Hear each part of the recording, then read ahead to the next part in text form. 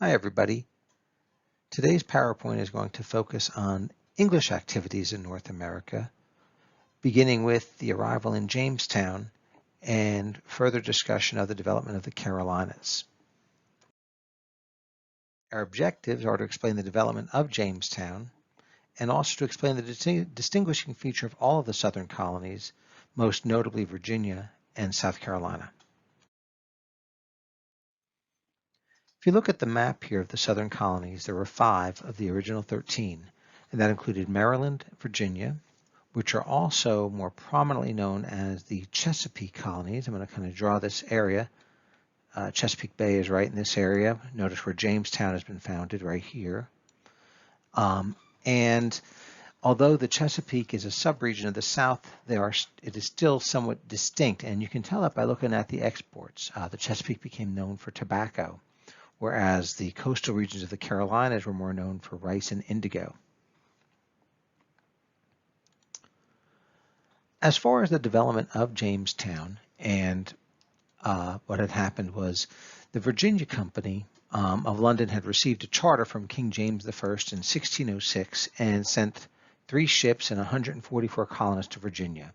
And by May of 1607, they arrived. 39 had died on the route. And the largest group were actually gentlemen. These are middle class, what they're known as the gentry. We say middle class, really more upper class. They were adventurers. They were looking for gold. Work was beneath them. Ordinary labor. These were not poor people. However, they were, in many respects, feared being abandoned by the stock company, by the Virginia Company in the wilderness when they arrived. One of the most important acts of this group in Jamestown was the signing of the Virginia Charter, and this essentially stated that overseas settlers had the same rights as Englishmen in England, and it became really the foundation for American liberties and rights, and it extended into other colonies as well. With that said, life was not easy for these first colonists, and in fact, there were several challenges they faced. Of 400 settlers who were actually fortunate to survive the transatlantic voyages of the first few voyages, only 60 survived the winter of 1609 and 1610. That was known as the starving time. I had told you earlier, 40 perished in the initial journey. There was another one in 1609 where it was shipwrecked in Bermuda. And by 1610, those that had survived, they were ready to head back. They were ready to set sail back for England. But the arrival of Lord De La Warr from England and other new arrivals basically ordered them back under his harsh regime. De La Warr took aggressive military action against the Indians, and we'll talk about that in a little bit. But it was really pretty tough for these first colonists. By 1625, 8,000 colonists had arrived in this death trap that was now known as Virginia. But only 1,200 of those 8,000 had survived. Indian uprisings left many settlers dead. Disease took a terrible toll. Food was often scarce. Dogs, rats, mice sometimes were eaten. At one point, one husband actually killed, salted, and ate his wife. He was later executed for that. And the relations with the Indians weren't always good. At first, you probably have heard the story of Captain and Pocahontas saving his life. Captain John Smith began organizing the colony in 1608, and he essentially, set up with "He who does not work shall not eat," and this was aimed at those gentlemen explorers. They felt that this work was beneath them, but he, forced them to work and to work in Virginia. He was kidnapped in December 1607 by the Powhatans, Chief Powhatan, who basically subjected was a mock execution, and he was saved by a young Pocahontas. We've heard the story. Smith interpreted events to mean Indians would remain friendly to the English because of their fear of English military strength, yet recent historians believe Powhatan may have staged a ceremony to actually demonstrate his power to the British.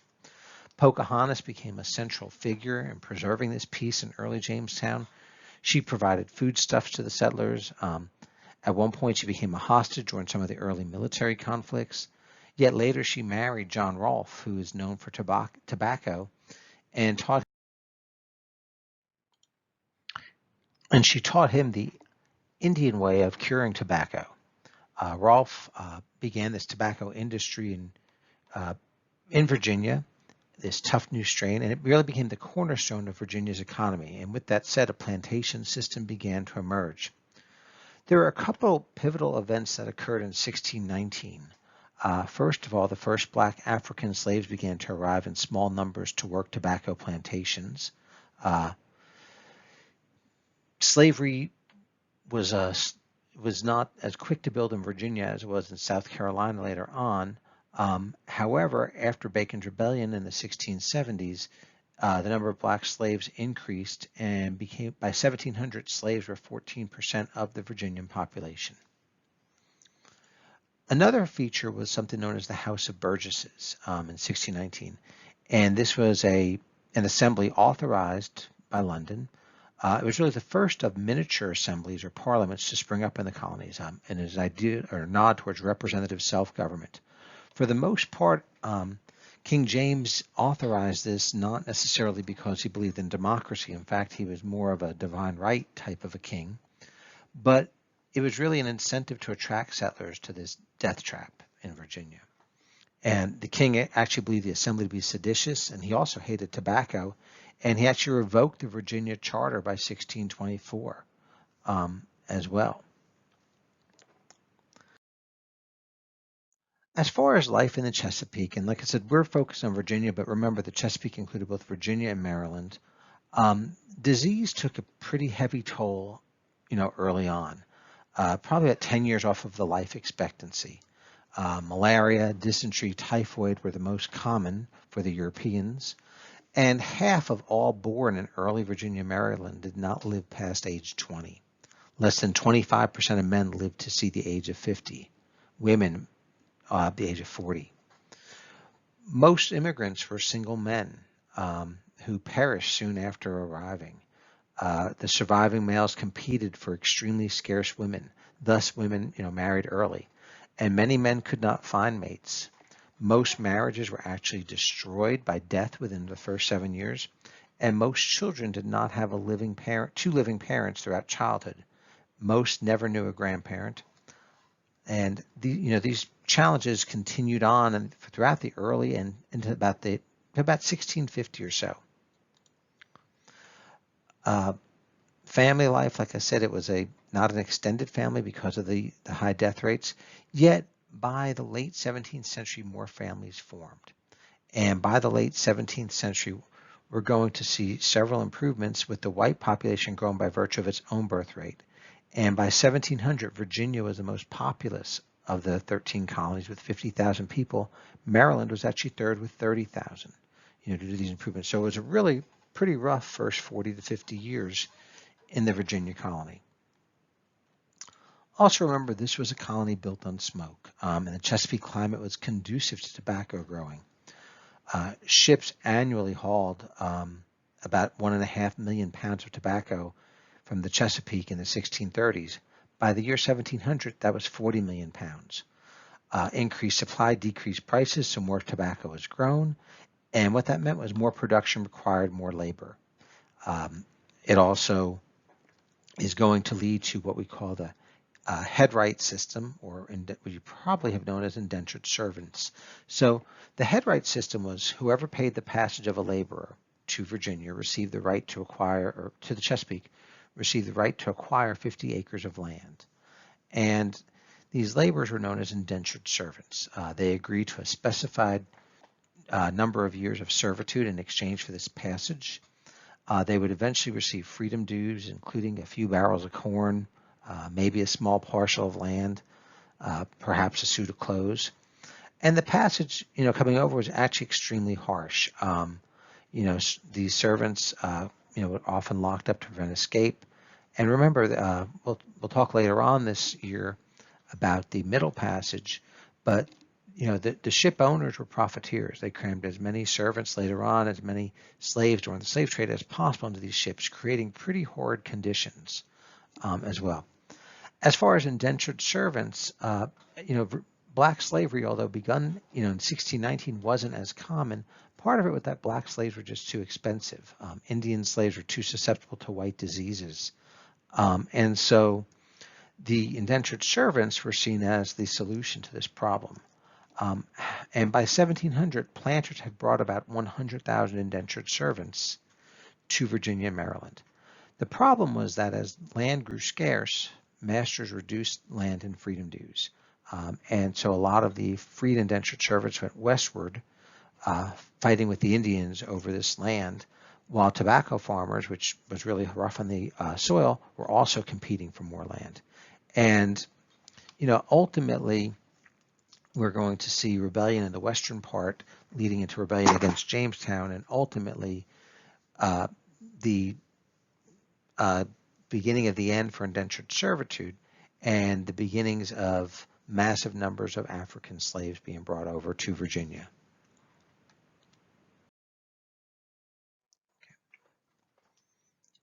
Okay. In addition to the Chesapeake region, we're going to see the Carolinas founded, but that's going to be almost 60 years after the founding of Jamestown, a little over 60 years. And for the most part,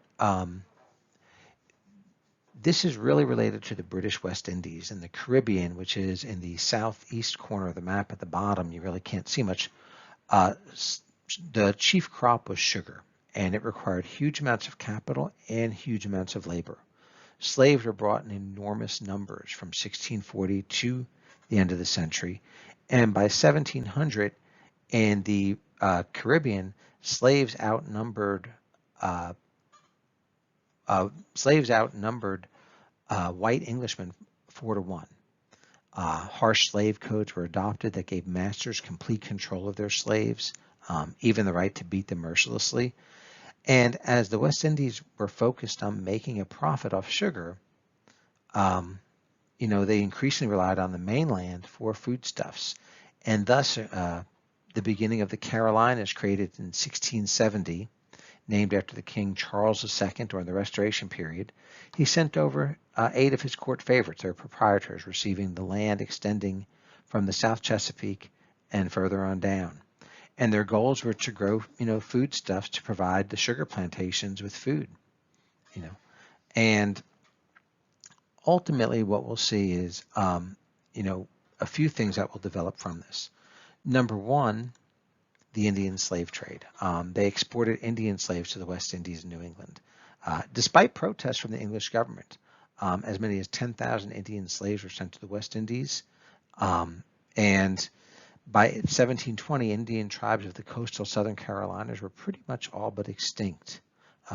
Indians, however, were also susceptible to European diseases, which is another reason why we'll see kind of the end of the exporting of Indian slaves and more slaves from Africa going to both South Carolina, North Carolina, as well as going to the Indies and Virginia. In South Carolina, in particular, rice is going to emerge as a principal crop.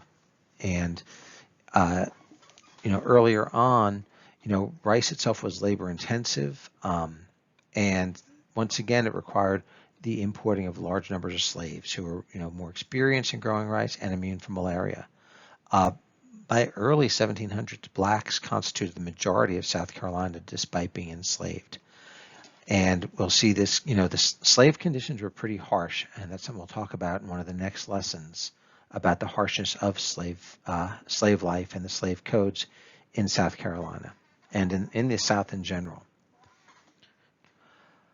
We're also going to see the development of Charleston as the busiest seaport in the South. And it was an aristocratic haven for a lot of English sons who were deprived of their inheritance. It was a very religiously tolerant city. And, will grow as the busiest. It'll be a slave trading port as well. And like I said, I've talked already about slavery. There were really the further south, the more slaves. North Carolina was more tobacco. And it was really more squatters that raised tobacco. Many couldn't afford slaves as well. And it actually separated from South Carolina by 1712. And, while there was some slavery, it really was more of a colony that resisted authority. it is probably the least aristocratic of the original 13 colonies, more independent, more democratic as well. There's just some general characteristics of the southern colonies. This includes, the ones we didn't talk about as well, Georgia, Maryland, and so forth. And, as we said, it was a plantation economy. Tobacco in Virginia, Maryland, rice in South Carolina, tobacco also in North Carolina, rice in South Carolina. Slavery, of course, played a pivotal role in the development of the South. Legal slavery existed in all 13 colonies by the 1750s. And like I said, once early on, it was indentured servants in Virginia, Maryland, but that's going to change after Bacon's Rebellion. There was also a very upper class, what we call the aristocratic gentry. These were, in many respects, the South will grow to very romanticized, like the medieval period, the chivalrous time period. This aristocratic gentry, it was a very wealthy atmosphere. They owned large pieces of land, unlike middle-class Massachusetts as well. And the area itself was very sparsely populated. And as a result, you don't see a lot of schools. And interestingly, the South today is known as the Bible Belt. There were actually very few churches. There weren't many towns. If you ever go and visit some of the southern areas, you'll see a lot of plantations that had their own cemeteries versus going to the northern areas where cemeteries, exist in the middle of a town. Because religion wasn't as important, we are going to see the South as probably the most religiously tolerant, despite the Anglican Church, which is the Church of England, being the most prominent. And so we do see that. And lastly, a very expansionist attitude in the South. This continues on, starts really because of tobacco and how the tobacco war on the land, and continues on really even into the 1800s when cotton becomes the dominant crop of the South, this desire for more land. And with more land meant more labor needs and more slaves as well. That is it for today, and Chapter 3 is forthcoming. Please email me with any questions or Ms. Parks, and we'll let you know them.